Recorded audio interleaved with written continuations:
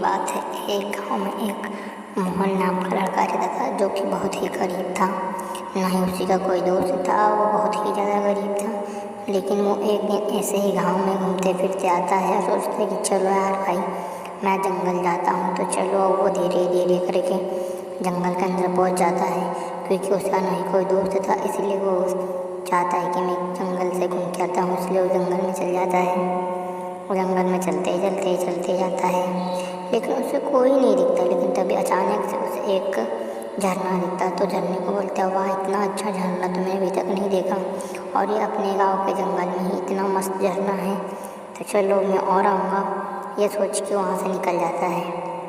वहाँ से निकलने के बाद धीरे धीरे और जंगल में जाता है। वो जंगल में चलते उसे दो चिड़ियाँ नज़र आती हैं, लेकिन उन्हें देख कर छुप जाता है। तभी वो चिड़िया बात करती है कि इस जंगल में इतना सारा सोना है जो कि कोई लूट ही नहीं सकता, और वो सोना किसी को मिलेगा भी नहीं। ये बात दोनों ही चिड़िया मस्त कर रही थी, और रोहन चुपचाप से सुन रहा था। और रोहन उनकी बातों को बहुत ध्यान से सुन रहा था। तभी रोहन सोचता है कि ये चिड़िया कहीं झूठ तो नहीं बोल रही है, इसलिए फिर वो शाम होते अपने घर चल जाता है।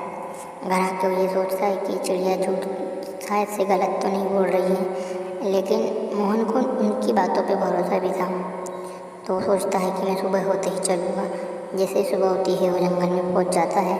जंगल में चलते जाता है, लेकिन उसे दूर दूर तक कोई नज़र नहीं आ रहा था, और कोई नहीं था। वो जंगल एकदम सुनसान था। लेकिन तभी उसे एक नदी मिलती है, और वो नदी को क्रॉस करता है। नदी के उस साइड जाने के बाद कुछ थोड़े ही देर बाद उसे चलते एक गुफा दिखता है। तो गुफे के पास आकर रुक जाता है। रुकने के बाद वो सोचता है कि शायद से यही है वो सोना। तो वो ये सोचता है कि चलो, मैं इसके अंदर चलता हूँ फटाक से, और वो सोना लूट के ले जाऊँगा। लेकिन तभी वो अंदर आता है और उसे सोना मिल जाता है। उस सोने को देखते ही वहाँ गिर पड़ता है, और उससे उठना ही नहीं हो रहा था।